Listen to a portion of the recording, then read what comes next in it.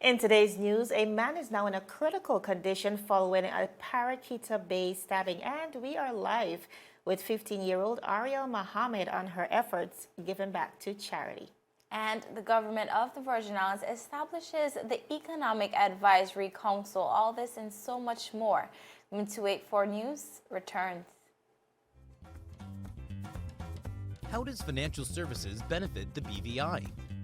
It's been around for more than 3 decades before the World Wide Web and is now part of the everyday life of our islands. More than 2,200 people are directly employed in financial services, and another 3,000 jobs are supported indirectly. Jobs are corporate service providers, lawyers, insolvency, accounting, banking, insurance, regulators. That's almost 27% of the national workforce. Of those, more than 65% are BVI landers and belongers. What about restaurants, supermarkets, or shops? Well, 100% of people eat. So, they buy food. They buy swimsuits and shampoo and cars and power tools and plantains and fish and roti and pates. Financial services employees buy painkillers and lots of beer. Then there's electricity and dental floss and toilet paper and pretty much everything else. And everyone needs a roof over their heads and a place to do business, so we all rent or buy from a local landlord. Housing and office space alone means millions of dollars into the pockets of BVI families. At the end of the day, everyone benefits, including charities who receive thousands of dollars every year. And more than 60% of all government revenues come from fees paid by financial services. This money is spent on schools, roads, ports, scholarships, the environment, health, sports, children, youths, and the elderly. Financial services contributes more than $290 million to the BVI economy. That's more than 30% of all economic activity is driven by financial services. This creates thousands of jobs all across the islands, meaning more people have a way to earn a living. What does financial services do for the BVI? Let's just say, it keeps our lights on. Financial services is everybody's business. So, come on, mind your business, and let's not keep this to ourselves.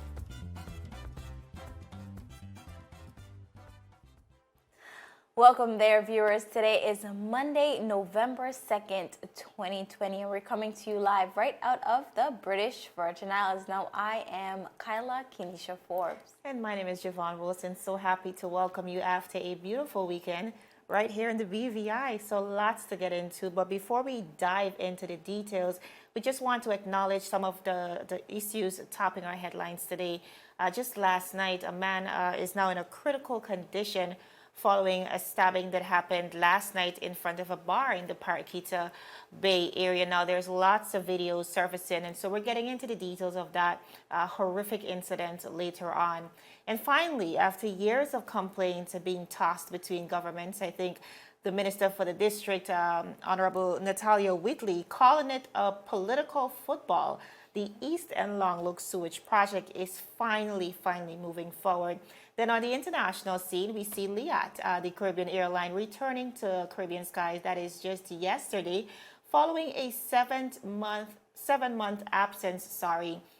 Now, we do know it's limited flights for now, but the airline is currently completing all the training that is necessary for the respective destinations. So at this point, customers will be mandated to wear masks and, of course, sanitize. Very importantly, persons will be able to book their flights via their new booking website, that is www.liat.com, which, of course, will be launched shortly. But what I'm really pleased to hear, Kyle, is the fact that even for persons who would have booked prior to now and looking for refunds, LIAT has announced that those persons who want to utilize their credits can go right ahead and book their flights on the website, And for persons who are seeking refunds, unfortunately, those persons will need to wait a little bit longer. But Kyla, really happy to see LIAT back. We do know them to be a major carrier in the region. Not only that, as a result of the economic fallout of COVID-19, they have suffered tremendously. We at several points thought we were going to lose them. I know several governments in the region had discussions and effort of trying to save the airline. So we're just happy to see that we're on our way back. Most definitely. Javon, we spoke about this, me and Ron, a few weeks ago, just the fact that LIAT is coming back. That is tremendous for the region because we know that they keep us interconnected as a region. So we're definitely happy for that. But also some of the things that we'll be covering today is the fact that the government has now established an Economic Advisory Council, and viewers will be speaking a little bit about what that council does and what their function is. But also over across the waters in the USVI, they do have some new cases of COVID-19, but 6 of those new cases was discovered in the St. Thomas Harbour area on a vessel. So we'll speak a little bit more about that. But viewers, we have so much for you, so we'll jump right into it. Absolutely. Like we mentioned initially, a man is now in a critical condition at the Dr. Deolanda Smith Hospital following a stabbing incident last evening. Now, while a detailed report is yet to be released by the Royal Virgin Islands Police Force, many videos have surfaced showing the unfortunate incident.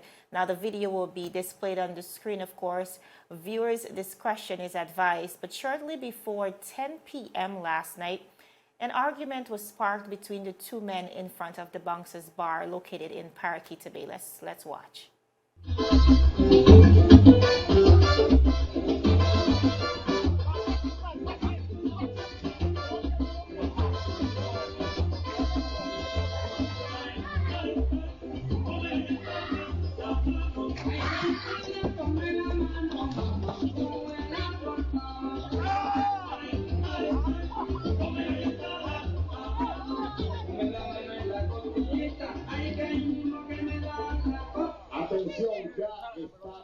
Now, such a horrific scene to watch, but nevertheless really capturing what happened. Now, as you can see in the video, the victim appears to be walking away, but eventually turns around and seemingly in an effort to attack the perpetrator. A fight ensued that resulted in the victim being stabbed several times before being rushed to the hospital. Now, circumstances leading up to the argument and the eventual stabbing are still sketchy at this point, but police have said that the condition of the injury is very serious. According to law enforcement, the incident was reported just around 9:47 p.m. last night, and when summoned to the scene, an arrest was made around 11:50 p.m. Investigations are ongoing. Now, Kyla, a very unfortunate incident as we continue to grapple with the seriousness of this pandemic and all the other issues, but it seems like we're also fighting a growing concern of violence in the community. We don't know what would have transpired even before the cameras started rolling, but we do know now that as a result of what transpired last night, a man is now fighting for his life. Another man may be complicated for years to come. And I do think collectively, while we want to wish the young man a speedy recovery and trust and hope that he's going to be okay, this is also an opportunity to really appeal to the BVI community to stamp out the violence in our community, because I think there is absolutely no place for that here. No place for it. Devon, this is very unfortunate, a very unfortunate situation. And as you said, just wishing this young man hope and help and hoping that he'll be okay through this. But just last week, the Deputy Commissioner was speaking about the fights that has been just happening in our community and basically saying in this civil society, we have no place for it. And once again, we see it and we're hoping and we're appealing, as you said, to persons out there. We're dealing with enough in our little BVI, and this is just not the time for it at all.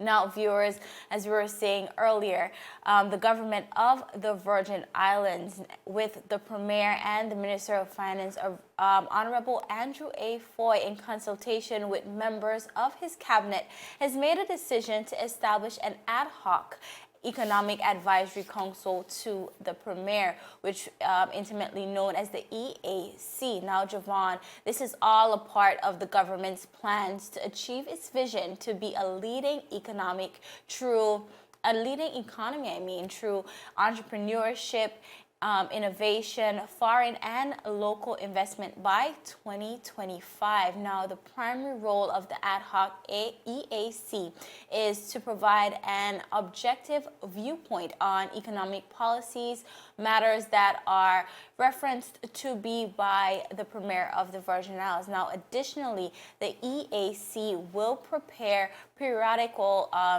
reports of the economic developments that need to be brought to the attention of the Premier. Hence, this committee will closely monitor national and international economic developments and trends and will develop appropriate policy responses and points of action for the Premier. It may also publish annual reports on the economic standing and outlook of the Virgin Islands, as well as general reviews of the economy of the Virgin Islands. Now, Premier Foy explained, and I quote, "At this stage in the territory's constitutional and economic development, it is in the best interest of the government and the people that the EAC, a non-constitutional and independent body, be established to provide economic advice specifically to the Premier." End quote. EAC is expected to highlight key economic issues facing the territory to the government of the Virgin Islands and from an objective viewpoint. Now, it will advise the Premier on economic issues, including industries, development of industries, regional and local business opportunities, inflation, for example, the cost of doing business and cost of living in the territory, finance and foreign investment, in an effort to ensure that the economy of the Virgin Islands continues in an upward mobility, that the Virgin Islands keeps its competitive advantage regionally and, most importantly, globally. Now, the terms of reference as defined by the EAC are as followed. 1, analyzing any issues, economic or otherwise, referred to and by the Premier and advising him thereon. 2, addressing issues of macroeconomics importance, whether on its own cognizance or on a reference from the Premier, and presenting views thereon to the Premier. 3, creating a subcommittee of the EAC to look at specific economic categories of the economy, including but not limited to foreign investment, national strategic planning, social restructuring, and so much more. These are just a few of the things that this committee will be doing as they advise the Premier going forward. And Javon, some of the members of this council are very familiar to a community, and the members of this council are as follows. The chairman, we have Bishop John Klein, which is the founder and CEO of Infinite Solutions. Then we have Miss Patricia Rumney as the director, who plays the part of Director of Operation for the Ramasco Group. Then we have Mr. Peter Tarn. We have Mr. Sean Mohamad, Mr. Costa, which is the General Manager of VP Bank, Miss Lana Christopher, which is the Manager of Marias by the Sea, Mr. Andrew Ball, BVI Marine Association, the Chairman. Then we had Mr. Lawrence Whitley. Then we have Mr. Meade Malone, Mr. Sinclair Fleming. Even on this council, we have a youth representative, which I think is very important, Miss Tatiana Foy. And then we have the secretariat being Mr. Claude Klein and Mr. David Norris. Now, Ron, Javon. Yes. We miss Ron, don't Yes, you? we do miss Ron. But Javon, here we see this council specifically to advise the Premier as it pertains to just the economy in the BVI, or even globally or internationally, but specifically to make sure that the BVI keeps on the upward mobility in the projection that we're going currently. Absolutely, and I'm glad to see this, but it reminds me of the Coronavirus Economic and Fiscal Stability Task Force that was formed early in this year, I think back in March, to advise the Premier on the economic status of the BVI, but also to provide proactive solutions ahead of the curve. Because one of the things we could have projected with this pandemic is that the economy would have taken a hit. Yes. Now, I'm not sure if this this new unit is meant to replace that old one. What I can identify as a stark difference is the fact that this is more a representation of the business community, which is primarily the private sector. Yes. And the one thing we know for sure as well, Kyle, is the fact that in the middle of all of this, even though the government is charged to lead, it is very difficult for anybody to lead in this situation. So we definitely know that they need all the help that they can get. And we trust that that help can come from the wide cross section of business people who were consulted under this unit. Most definitely. All right, viewers, we are going to go to a quick commercial break, but when we come back, we are talking with 15-year-old Ariel Mohamad, a young lady we are so proud of for her consistent efforts to donate back to the community. All that and so much more when 284 News returns.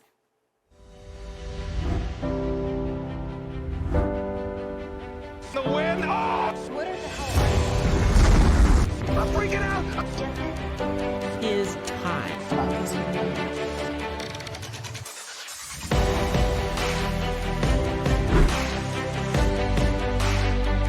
284 News. Coming to you live and direct from the beautiful British Virgin Islands. What's poppin', what's really good, what's happening, what's up? Davis has won it for the Lakers!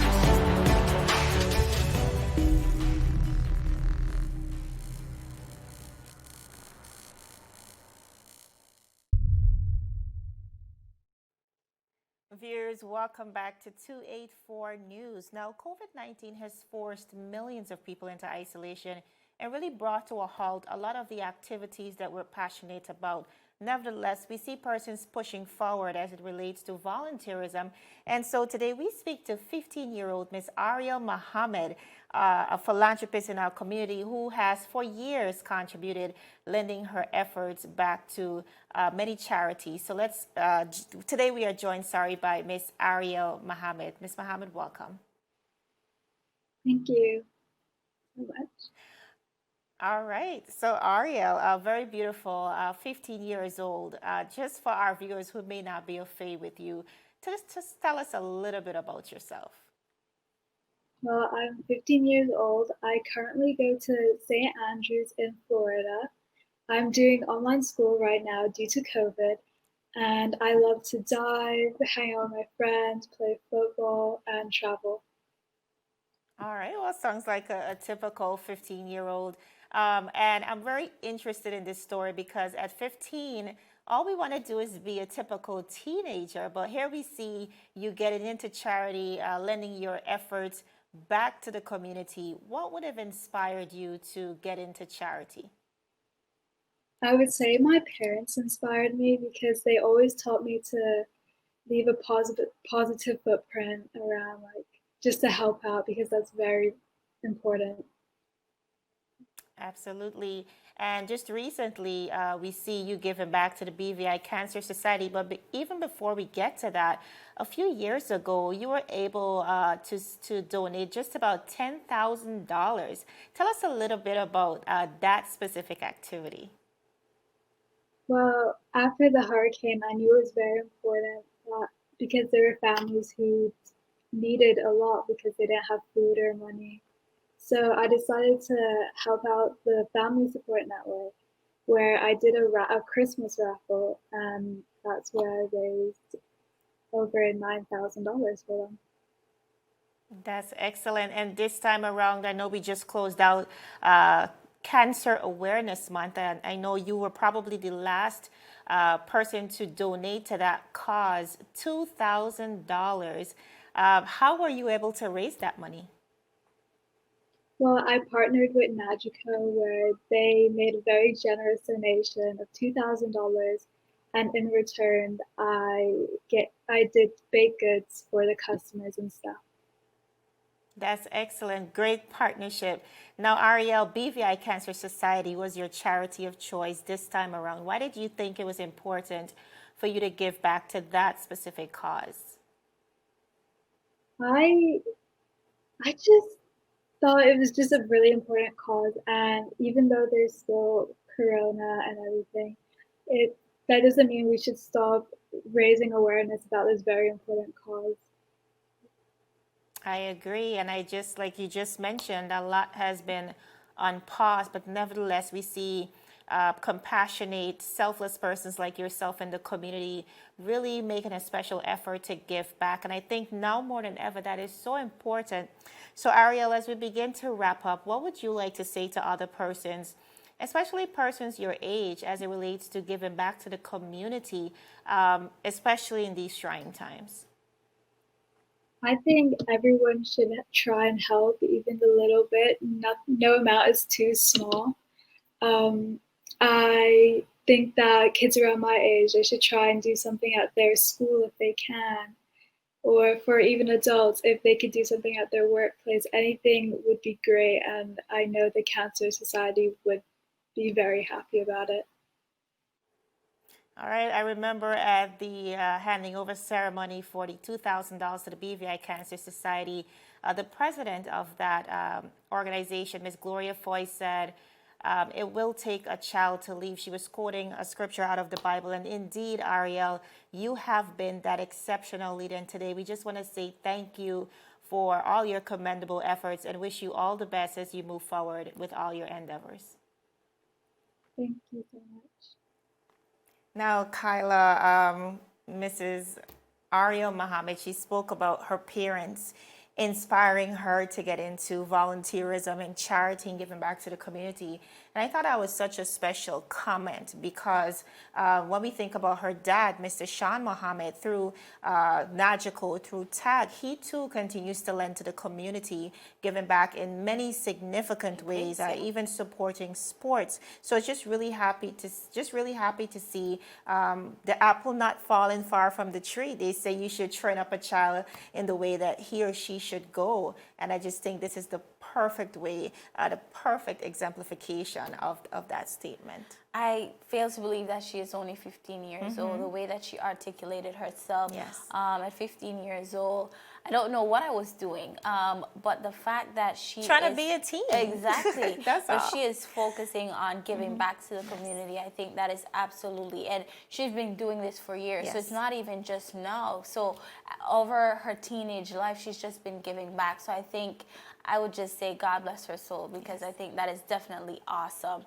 Now, as we move on, a United States fisherman, Mr. Michael Foy, has spent 4 months at Her Majesty's Prison in Boston Gut, of course, and he was released just last week after Magistrate Crystalline Benjamin ordered him to pay $4,000 in fines. Now, the fisherman Michael Foy, Javon, as we might remember, was charged with illegal entry, arriving at a place other than the customs port, and operating an unlicensed or unregulated fishing vessel. Now, he initially pleaded not guilty to all charges. However, the judge later dismissed the fishing charge, while Foy pleaded guilty to the other 2 charges. Now, last Wednesday, Magistrate Benjamin handed down her sentence for the 2 remaining charges, ruling that Foy was free to leave the territory after paying a fine of $4,000. Now, the 60-year-old fisherman was arrested in June near Norman Island. His boat, the Rebel, was impounded and is in danger of forfeiture, as prosecutors sought to have a $500,000 fine laid against him for illegal entry. Now, for the charge of illegal entry, the magistrate decided to forego the fine and impose a 4-month custodial sentence, counting the 4 months that he had already served. Now, if Foy does not pay the $4,000 in fine by November 10th, he will be back and put back in prison for an additional 6 months. Now, Joanne, we remember this all too well. I think Mr. Foy, after paying his fine, will be happy to return home after 4 long months being away, of course, from his fishing boat, but also away from his family. Absolutely, and we're happy to send him home, but also, Kyla, reiterating this situation, really reiterating the need for us to have strength and security once again at our borders, especially now in these times where all of the efforts we've made towards successfully flattening the curve, that could easily be retarded. So we're happy that Mr. Foy is heading home, and we trust that everybody else coming in will come in the right way. Most definitely. Viewers, we're going to go to a very quick commercial break, but when we come back, we're getting into the Long Look sewage project. All the details for you when we return to 284 News. Is business slow, cash flow down, hosting an upcoming event? We can help. Advertise with 284 Media and take your business or event to the next level by enhancing your present marketing and messaging strategies. Allow our team of experts to create a personalized ad that sets your business apart from all the rest. This could be your business or event. So, what are you waiting for? Contact our marketing team at 284media@cctbvi.com. Advertising with us works. Viewers, welcome back to 284 News. Now, the long-standing East End sewage issue is now set to be addressed in short order after being recommissioned to the tune of $6,142,500 by the government of the Virgin Islands. Now, if you missed the conference, let's just take a look at the clip. We're one of the densest populations that we have here, and one of the biggest populations in the 7th and the 8th. And as was said before by Director Pauline, who was a member of this community, that those septic tanks that we have here, they can't handle the population of people that we have here. And what is the result of that? The result of that is that my children, I have 2 children who walk to the tennis court there on a Saturday, and they're there on a Monday and a Wednesday as well. And when they're walking, they're stepping over sewage water. Yes. You can see it flowing, down the hills in various areas and making puddles. Sometimes when cars drive by, sometimes the water splash up and might splash on somebody who's walking. I mean, this situation is a terrible situation. And it's been mentioned before that it's been a political football. I'll give you just a tad little bit more detail on that political football. Forgive me for my lack of etiquette sometimes. Sometimes when I was a little boy, my mother used to hit me and say, "Boy, don't do that." So sometimes I have a penchant for saying the wrong thing and doing the wrong thing sometimes, but you'll forgive me for that. But it has been a political football. We get up in the House of Assembly or before that, the Legislative Council, and we talk about cholera, and we talk about this and we talk about that, but somehow, some way, the action does not match the rhetoric. And my colleague, I had to go to the restroom when he was speaking, so I'm not sure if he said it, but my colleague was fired from this same program how many times? Probably once for every decade that he's been alive. He got fired on this program. And if we thought more nationally than thinking party, this project would have been done already. Now, that was the district representative, of course, Honorable Natalia Whitley. Now, Honorable Kai Rime, of course, Kyla, the overseeing Minister for Transportation Works and Utilities. He also spoke to the event. He said, "We will execute the preliminary works to include the preparation of a staging area and the procurement of pertinent material and equipment.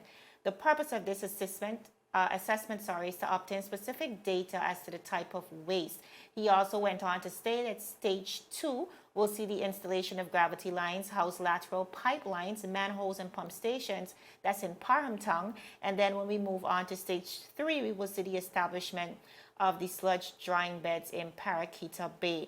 Now, Kyla, we do know that this has been a long-standing woe in our community. The issue of sewage, it has been tossed between administrations. And of course, we have all the details of that available via our website in the story. But very happy to see that finally we are taking into consideration not just the environment, but the health aspect and ensuring that our citizens live in a clean and safe community.